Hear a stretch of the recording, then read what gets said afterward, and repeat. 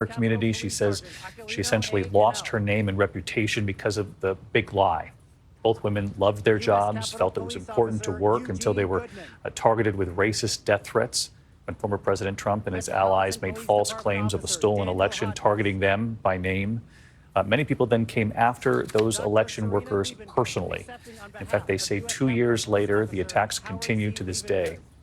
Also at today's event at the White House, former Arizona House Speaker Rusty Bowers, a Republican who stood up for the Constitution, the White House calling them all heroes for their courage and selflessness at a time when American democracy was truly being tested, putting the Constitution, putting their country first.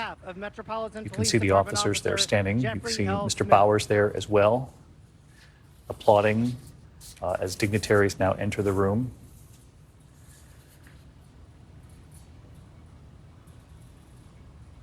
Again, President Biden set to honor each one of these individuals with this civilian honor for their work on that day. And now we hear it.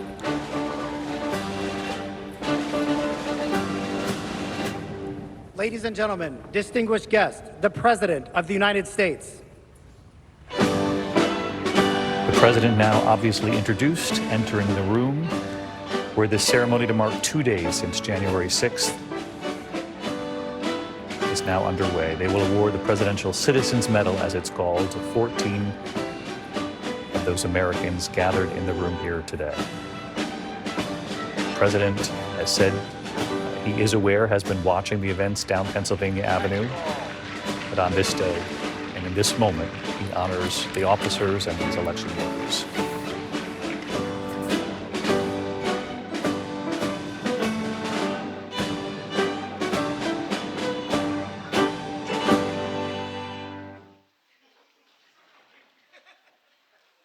Thank you all very, very much. Hi. 2 years ago, on January the 6th, our democracy was attacked. There's no other way of saying it. The U.S. Capitol was breached, which had never happened before in the history of the United States of America, even during the Civil War. A violent mob of insurrectionists assaulted law enforcement, vandalized sacred halls, hunted down elected officials, all for the purpose to attempt to overthrow the will of the people and usurp the peaceful transfer of power. All of it was fueled by lies about the 2020 election. But on this day, 2 years ago, our democracy held because we, the people, as the Constitution refers to us, we, the people, did not flinch. We, the people, endured. We, the people, prevailed. And on this day of remembrance, joined by the Vice President and the Second Gentleman and all of you, we honor a remarkable group of Americans who embodied the best before, during, and after January the 6th, 2021. For the first time in my presidency, I'm bestowing the Presidential Citizens Medal, one of our nation's highest civilian honors. It recognizes, quote, citizens of the United States of America who have performed exemplary deeds of service for their country or their fellow citizens, end of quote. In a few moments, the full citation of their exemplary deeds will be read by a military aide. But this is who these people, these extraordinary Americans are. Heroic law enforcement officers. As Congressman Benny Thompson said, a man of immense character and honor himself eloquently said about these officers, he said, quote, you held the line that day, and what was on the line was our democracy, and history will remember your names. And history will remember your names. They'll remember your courage. They'll remember your bravery. They'll remember your extraordinary commitments to your fellow Americans. It's not hyperbole. That's a fact. That's a fact. And folks, history also going to remember your instincts to respond, to do something, as you did. And as we all watched, this is the irony of it all America watched it on television and saw it repeated and repeated. In the past months, we've heard you testify to the nation about what happened that day. what you were thinking of at the time it was happening, what you're thinking now, the threats, the violence, the savageness of what happened, the trauma, all real. And it's not exaggeration to say America owes you all, I really mean this, a debt of gratitude, one we can never fully repay unless we live up to what you did. Live up to what you did. And what you did was truly consequential, not a joke. If I can halt for a second and just say to you, the impact, what happened on July the 6th had international repercussions beyond what I think any of you can fully understand. The first meeting I had of what they call the G7, the 7 leading economies in the world, democracies, I sat down. It was in February. It was in England. And I sat next to the president of France, across from the chancellor from Germany, et cetera. And I said, America's back. You know what the response was? Not a joke. For how long? For how long? And I just sat there and looked, and I believe it was the Prime Minister of Italy who said, but I can't remember for certain which of the 6 said it. And what would you think, Mr. President, if tomorrow you woke up and you have a headline in the press saying that in the British Parliament, a mob had come down the hall, broken down the doors of the House of Commons. Police officers were killed or died. The place was vandalized in order to overthrow the election of a Speaker of the House, a Prime Minister's election. Think about it. Think about it. What would we think if we heard that news today? Any other leading democracy in the world went through this. So, folks, these people and the people representing those who couldn't be here because they gave their lives for this is incredibly consequential. And that's not political talk, that's historical fact.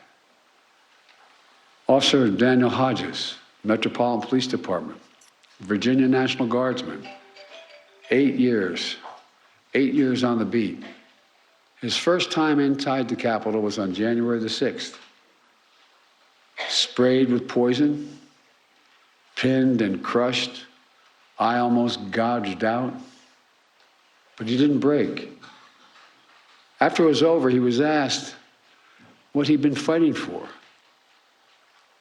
This is a local guy, an ordinary American, and he gave a simple, straightforward answer.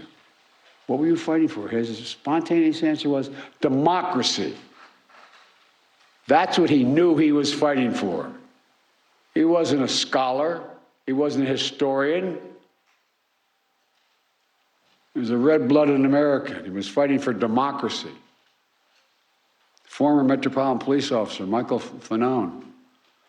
Become friends. I've come to know him more. 20 years in the job. A veterans narcotics investigator. At a moment of crisis, he was asked to do undercover work elsewhere, but he answered the crisis call of our nation at the Capitol. And you answered, Michael, you always did. He was beaten, not pushed around, beaten, and he was tased. Called a traitor as the mob shouted, if you remember, kill him with his own gun, kill him with his own gun. But he defended our democracy with absolute courage. And ever since, he's spoken out forcefully to make sure people are held accountable because he knows it could happen again. There's no guarantees except us, all of you. Private First Class Harry Dunn from the United States Capitol Police, 14 years on the force. On that day, he was outside Speaker Pelosi's office. He stood guard, protecting fellow officers who were already injured. He was fighting back insurrectionists across the Capitol while being called the vilest racist names. His own congressman, a true constitutional scholar, Jamie Raskin, who couldn't be here today as he recovers from cancer treatments, but he called and wanted me to say the following, and I wrote it down. Officer Harry Dunn acted with remarkable courage and valor to defend both our institutions and our people. Went on to say, generations to come will think of him and these officers and thank them for their service. End of quote. Officer Carol Edwards, 5 years on the force, U.S. Capitol Police, on the front lines of the mob's first surge. And she stood there. She said, and I hope I'm correctly quoting you, he said, it looked like a movie. It looked like a movie. Sometimes in crisis, things look surreal. It looked like a movie. Knocked unconscious with traumatic brain injury, she got back up to help hold the line.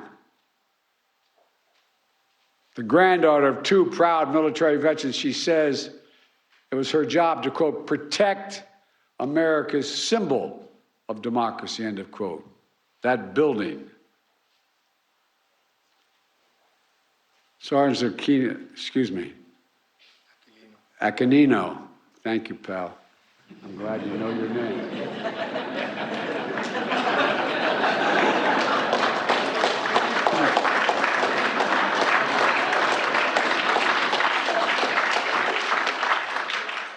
He can call me President Biden from now on if he wants.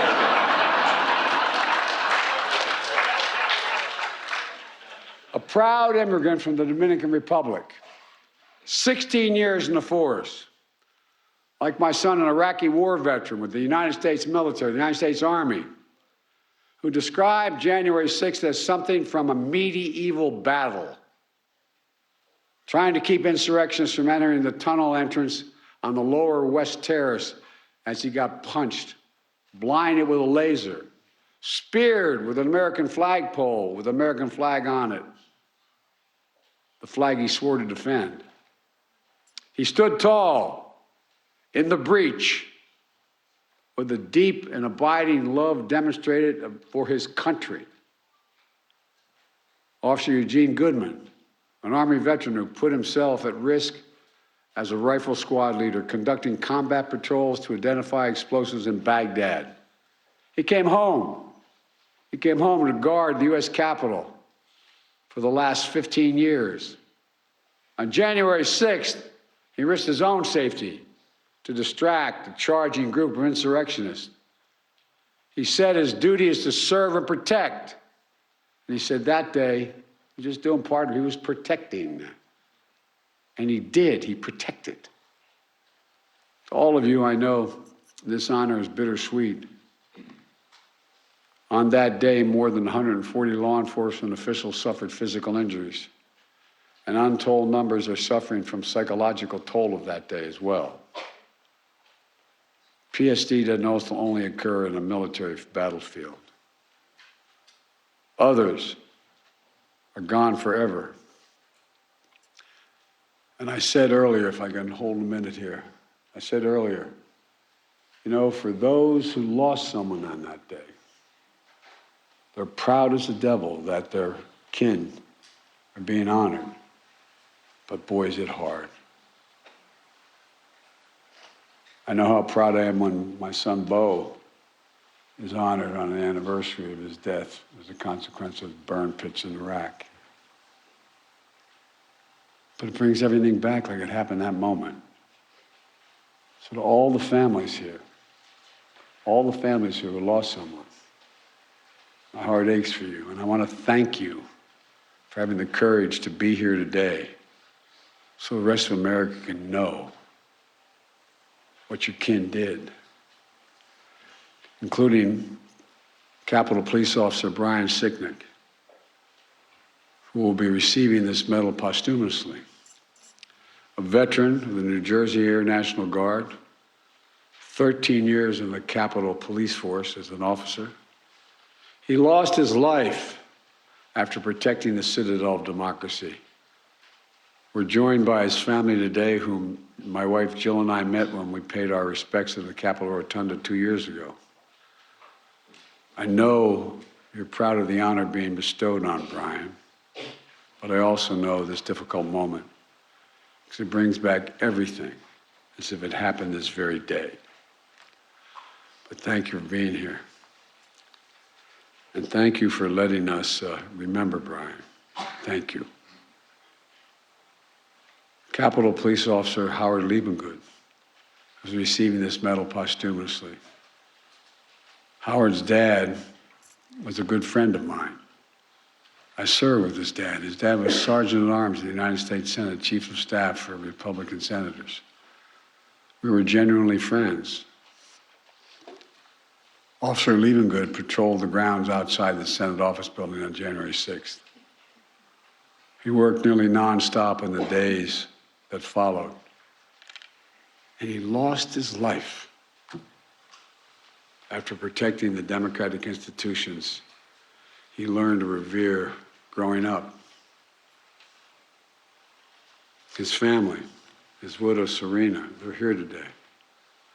Serena has honored Howard's memory by advocating for, quote, positive change on mental health issues for his fellow law enforcement officers and other reforms. Help them cope with the crises they encounter. Metropolitan Police Officer, Department Officer Jeffrey Smith will be receiving this medal posthumously as well. He was part of the first line of officers who entered when the Capitol was breached, assaulted many times, the last time with a metal pipe. After his death, his widow, Erin, along with many others, worked tirelessly to pass in the Congress the Public Safety Officer Support Act, which I signed into law last summer. The law recognizes death by silent injury like Officer Smith's and Officer Liebengood, so future families of public safety officers who die in the wake of traumatic circumstances will get the benefits they deserve. It's long overdue. Today is a ceremony to honor heroes of January 6th. We also recognize the late U.S. Capitol Police Officer Billy Evans. His family's with us today. 3 months after January 6th, while they're still cordoning off the Capitol because threats by these sick insurrectionists continued to be profligated on the internet. Again, all America saw what happened. What Officer Evans was killed defending the checkpoint he'd had to go through to get up to the Capitol because of these god-awful sick threats that continue to move forward. And the whole world saw it. It's just hard to believe. It's hard to believe it could happen here in America. When I was a 29-year-old kid, got elected to the Senate, came down here to be sworn in after I was 30. The idea that if you told me that I could hear my own voice, I would be amazed.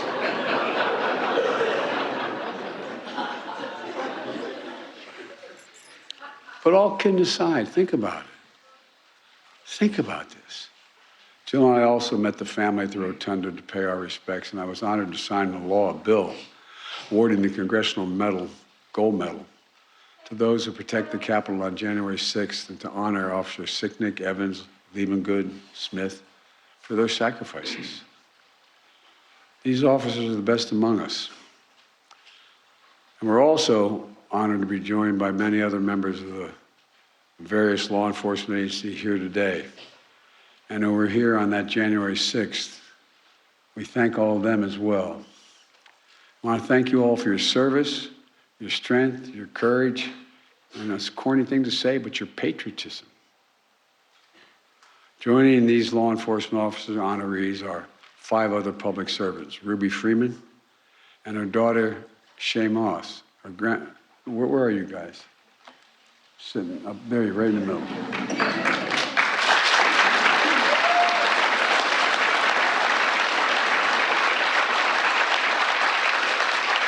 They were election workers from Atlanta, Georgia. Ruby, who for years has taken time away from running her own business to work in election season to honor voting rights and heritage of her beloved city. Her daughter, Shay, who learned from her grandma how older generations of her family fought so hard to even get the right to vote. So Shay decided to become a full-time election worker to help the elderly, the disabled, the students exercise their fundamental right to vote. Both of them were just doing their jobs until they were targeted and threatened by the same predators and peddlers of lies that would fuel the insurrection. They were literally forced from their homes, facing despicable racist taunts. But despite it all, Ruby Freeman and Shay Moss found the courage to testify openly and honestly to the whole country and the world about their experience, to set the record straight about the lies and defend the integrity of our elections. Ruby and Shay, you don't deserve what happened to you, but you do deserve the nation's eternal thanks for showing the dignity and grace of we, the people. Presumptuous of me, but I'm so proud of you both. So proud of you both. Albert Schmidt, a former Republican city commissioner in Philadelphia, who spent a decade overseeing nonpartisan counting of votes. But like so many other local election workers, in 2020, he was harassed and threatened as he did his job faithfully. He did not bend. He did not bow. He did not yield to the political threats and pressure. And he's so trusted by both political parties that the new Democratic governor of Pennsylvania, Josh Shapiro, appointed him as Pennsylvania's Secretary of State, a Republican, to ensure that the integrity of the elections. That's a high compliment.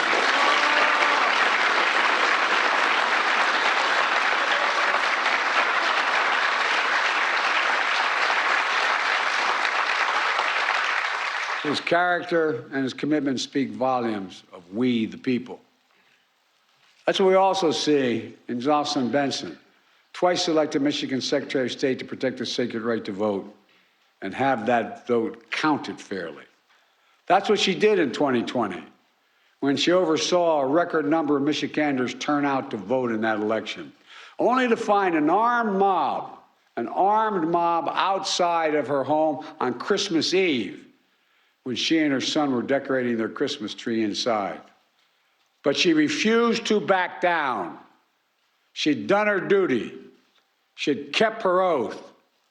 Full of integrity, she is a true leader in our nation. And thank you for what you've done. I mean it.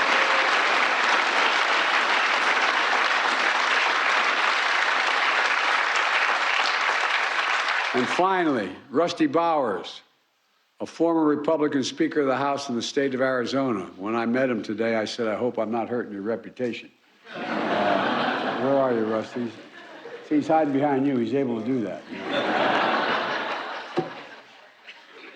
Rusty, we may not agree on all things. We agree on what this country's about, though. We agree that public service is not about what you're willing to do to win. It's about what you're willing to lose over. What you're willing to lose over. Rusty put his obligation to the Constitution and his country ahead of everything when he refused intense political pressure to decertify the 2020 election results. His courage is probably the reason why he's lost his primary last year.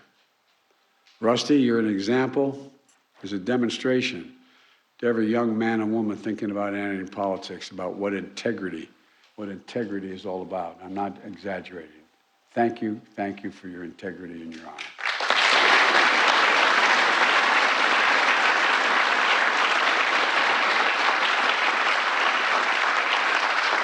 So, folks, my fellow Americans, I want you to give one round of applause again for today's recipients of the Presidential Citizens Medal, patriots who have performed exemplary deeds in the service of this great nation.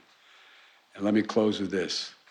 82 years ago, on this very day in 1941, President Franklin Roosevelt delivered a State of the Union address that became known as his famous Four Freedoms speech, as he defined America's place in the world. He reminded the American people of, quote, the strength from the things which have been done to make its people conscious of their individual stake in the preservation of democratic life in America. Things that have toughened the fiber of our people, renewed their faith, and strengthened the devotions of the institutions we make ready to protect. End of quote. 80 years ago, after that speech on this day, 2 years ago, we were reminded about the most fundamental of things, democracy itself. As I've said before, we face an inflection point in our nation's history. On January 6th is a reminder that there's nothing guaranteed about our democracy. Remember learning in undergraduate school, high school, that every generation is required to earn it, defend it, protect it. I was a senator for a long time. I was vice president, been president. I'd have to tell you, I began to think, looking back on it, that it was just permanent in the United States. It just was eternal. Nothing would happen. That's why I was so pleased to see Democrats and Republicans work together to pass the Electoral Count Reform Act that I just signed into law to protect the will of the people and the peaceful transfer of power. And defending and protecting our democracy also means that despite our differences of opinion, we must say clearly, with a united voice, that there's no place, none, zero place in America for voter intimidation, zero, never, and political violence. They're completely contrary to the notion of democracy. You know, America is a land of laws and not chaos, a nation of peace and not violence. We're not a land of kings and dictators, autocrats and extremists. As we see in today's honorees, we're a nation of we the people that toughen our fiber, renew our faith, and strengthen our cause. Just remember who in God's name we are. We're the United States of America, not a joke. We're the United States of America. And there has never been a single thing we've set our mind to that we've been failed to accomplish. There's nothing beyond our capacity if we act together. Remember who in God's name we are. So God bless you all, and may God protect our troops, and may God protect those who stand watch over our democracy. I now have the opportunity and the great honor to award the medals to these incredible individuals and their representatives. Lieutenant Commander Shields, would you come and please read the citations?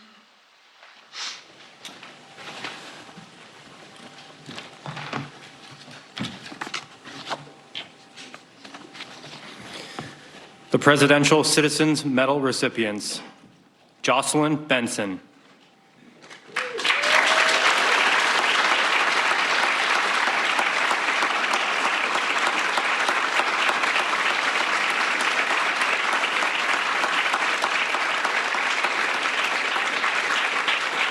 Jocelyn Benson was elected twice by the people of Michigan as their Secretary of State, where she continues her steadfast commitment to protect the right to vote and the integrity of our elections in the state of Michigan. In 2020, she administered an election with record turnout and certified the results in the face of unprecedented pressure and threats, including armed protesters outside her home. We the people honor the undaunted and unflinching Michigan Secretary of State, Jocelyn Benson, who continues her exemplary public service to advance free and fair elections in our nation.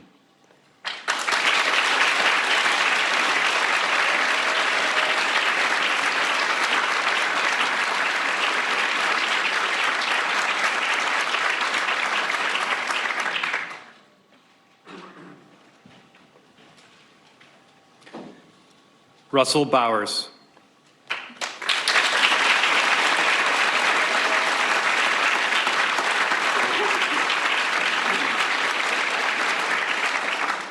An artist, rancher, and fourth-generation Arizonan, Rusty Bowers represented the people of Arizona for almost 2 decades, rising to become Speaker of the House.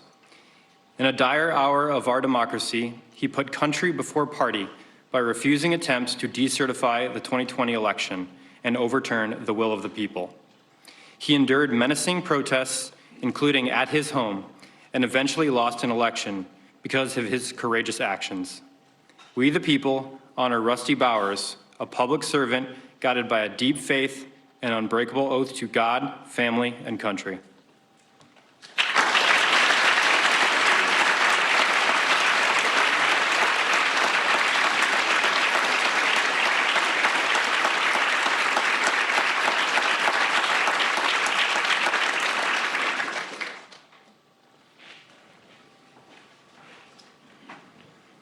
Harry Dunn.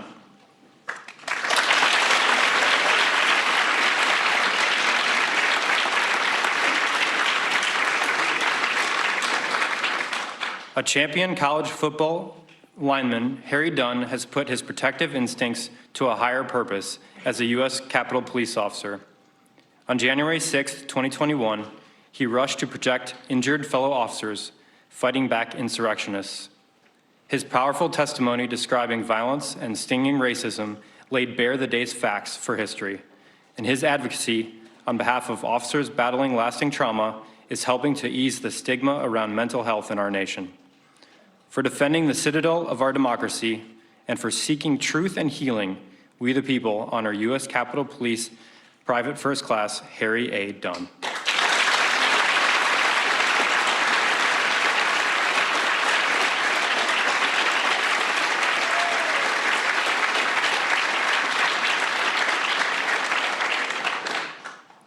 Caroline Edwards.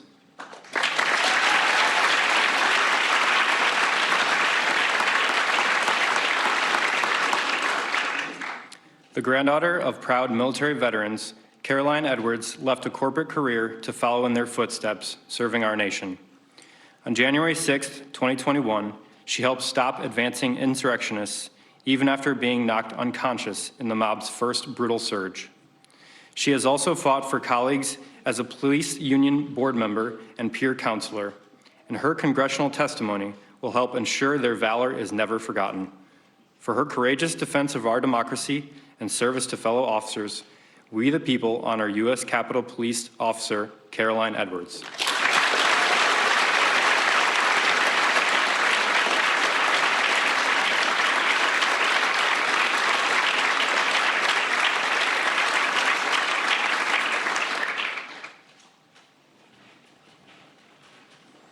Michael Fanone.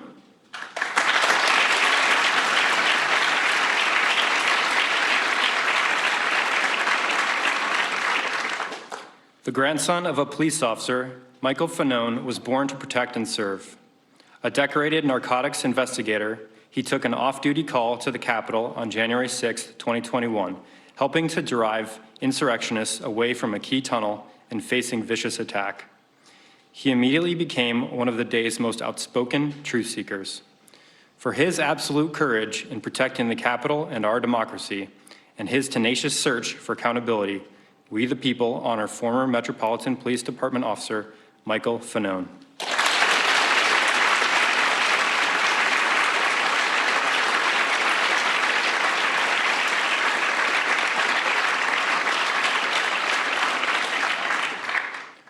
Ruby Freeman.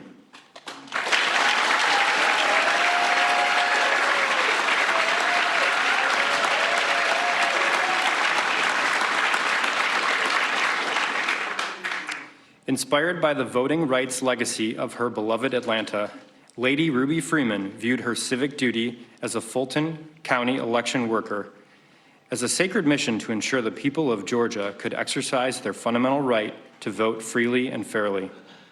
In the 2020 election, she upheld that sacred mission despite an orchestrated campaign to overturn the election and that targeted and threatened her and her family. To the nation, she bore witness of the trauma and tragedy of that experience, and today, we the people honor Lady Ruby Freeman as part of our nation's voting rights history.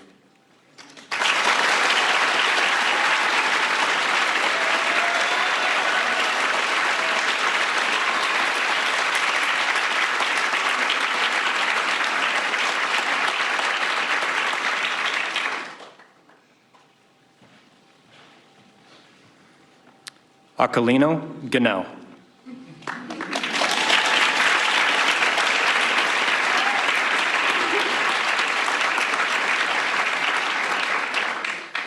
As a child, Aquilino Ganell immigrated to America from the Dominican Republic.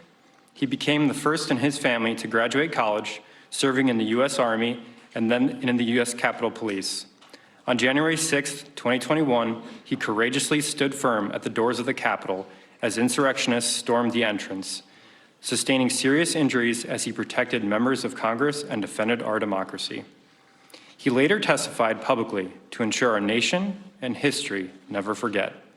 For patriotism that puts love of country before self, we the people honor U.S. Capitol Police Sergeant Aquilino A. Ganell.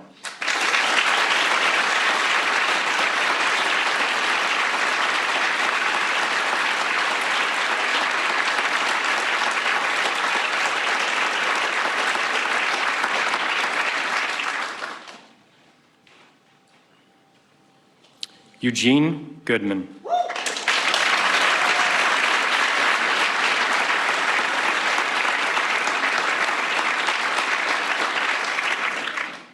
An Army combat veteran and a U.S. Capitol Police officer, Eugene Goodman embodies fearless public service. In the breach on January 6, 2021, he made himself a target to divert insurrectionists away from the Senate chamber, enabling the former vice president, lawmakers, and staff to escape safely. In the face of a clear and present danger, he did his duty and he did not flinch.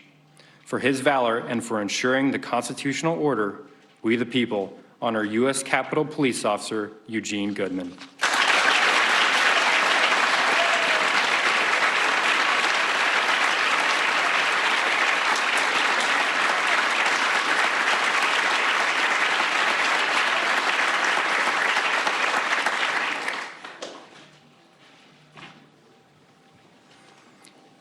Daniel Hodges.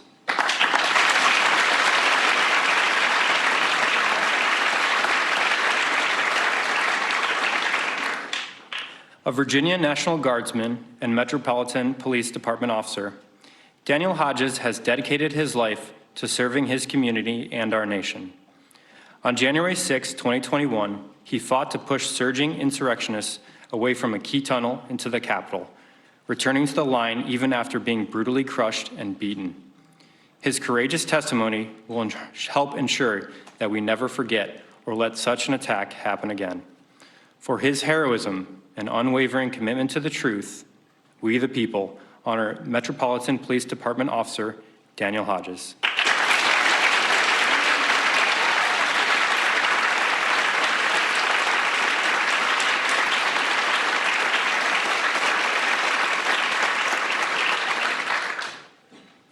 Dr. Serena Liebengood, accepting on behalf of Howard Liebengood.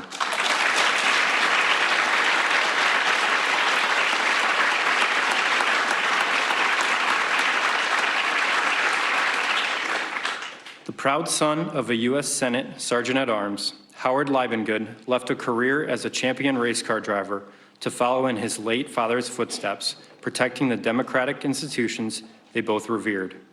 He died after battling insurrectionists at the Capitol and staying on to restore security in the crucial days after January 6th. His painful loss helped change the law to better honor the unimaginable sacrifice that too many officers and their families face. For his deep dedication and selfless service, we the people honor U.S. Capitol Police Officer Howard C. Liebengood.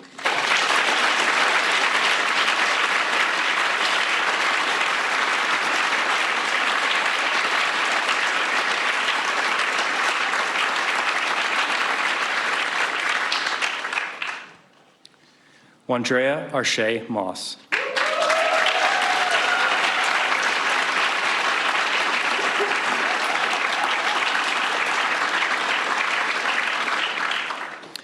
Inspired by the stories her mother told her about the movement for voting rights in America, Shay Moss pursued a career as an election worker in Fulton County, Georgia. Because of her dedicated service, she faced death threats, harassment, and intimidation by those seeking to overturn the outcome of the 2020 election. She would later testify to the nation about her pain and resolve. Today, we the people honor Shaye Moss for helping to ensure the American people have a voice in the destiny of our nation.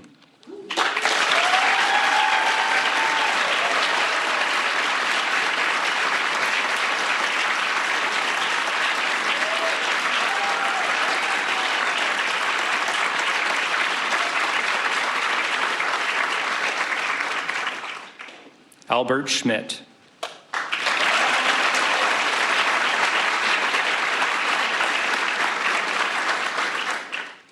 A former federal civil servant and the city commissioner of Philadelphia, Albert Schmidt has spent his career on the unsung yet necessary task of making democracy work for the people. In the 2020 election, despite intense political pressure, he did what he had always done, ensured the integrity of the election, and faithfully oversaw the nonpartisan counting of the ballots. We, the people, honor Albert Schmidt for his clarity of purpose to protect every American's sacred right to vote and to have that vote counted.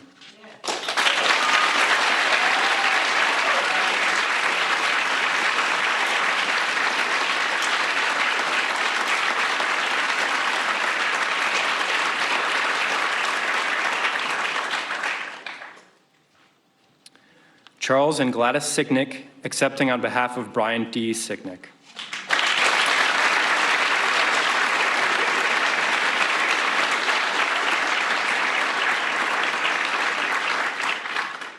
A New Jersey Air National Guardsman who served 2 tours overseas, Brian Sicknick was a U.S. Capitol Police officer devoted to serving our nation. For over a decade, he guarded the Capitol, including on January 6, 2021. He lost his life protecting our elected representatives, upholding the will of the American people, and defending our Constitution. His heroism, courage, and character set an example for generations of Americans to come and will never be forgotten. For his service and his ultimate sacrifice, we the people honor U.S. Capitol Police Officer Brian D. Sicknick.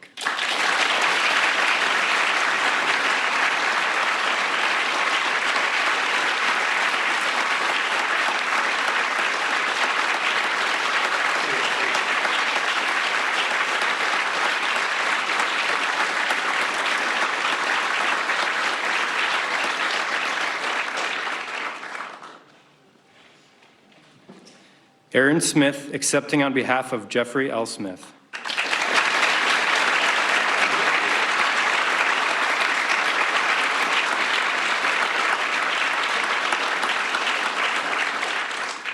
A 12-year veteran of the Metropolitan Police Department, Officer Jeffrey Smith dedicated his life to public service.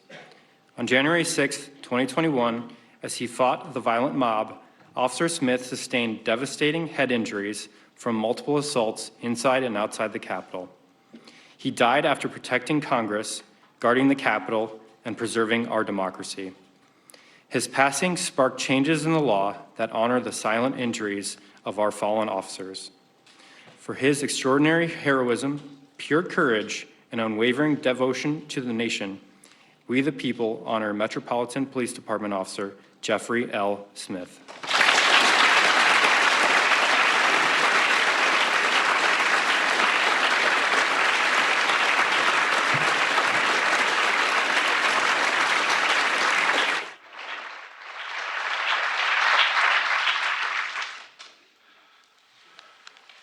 Well, as I said at the outset, this is warranted, in some senses overdue, but also incredibly difficult for the families, and particularly the families of those who lost a hero defending our democracy. And, but I tell you, people who will go through, unfortunately, similar losses are going to look at y'all and say, that's the grace and dignity that I want to display. So really, thank you. Thank you, thank you, thank you. I want to thank you again for your service and sacrifice. And May God bless your families. May God protect our troops. Thank you all very much. Deeply moving ceremony inside the East Room at the White House on this day, Please 2 remain in your days, seats as the 2 President, years, I Vice should say, President, since Second January Gentleman, and 6th. recipients depart. Thank you. President Biden set to depart that room. The backdrop, though, an extraordinarily powerful one. 14 people who have just been awarded the Presidential Citizens Medal for their courage, their bravery, their dignity, he said, on January 6th, whether they were an officer protecting the Capitol from the rioters or an election worker who was simply defending an American's right to vote. He thanked them all, and he thanked the family members who showed up on behalf of their loved ones lost. Mary Bruce, very obvious that the president, that this White House believes it is so important to attach a name, a face, a story behind each one of these lives that were so pivotal on January 6th.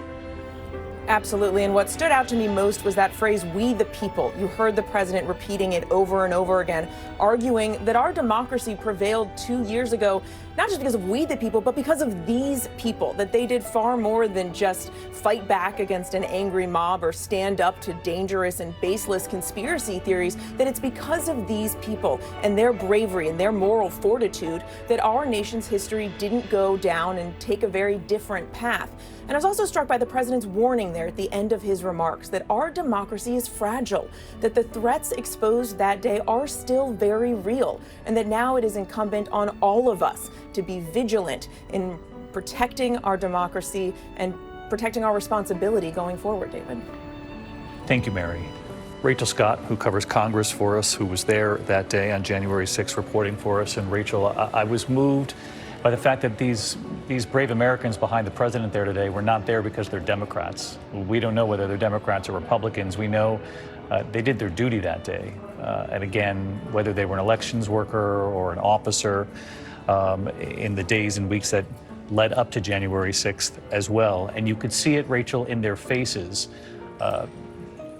moved by simply the opportunity to stand beside a president, particularly in a country where I know that many of them have not felt supported in the year or two since January 6th.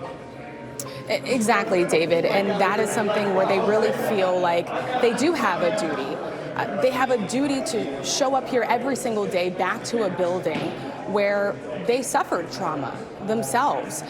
Since January 6th, it's been 2 years. We have seen these images over and over again, but we've gotten to know the names, their stories.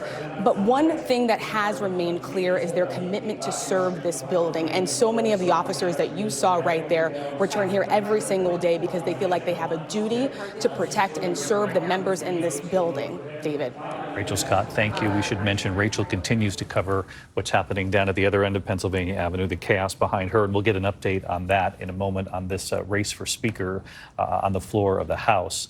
But I want to bring in Pierre Thomas, who spoke with Harry Dunn in these last 24 hours, has interviewed these officers along the way. And in addition to them, seeing Shane Moss and Ruby Freeman, Lady Ruby up there beside the president. These are all people, whether they're officers, election workers, who have felt the pressure in these years since and have suffered, a hit to their mental health because of this, and that puts it lightly.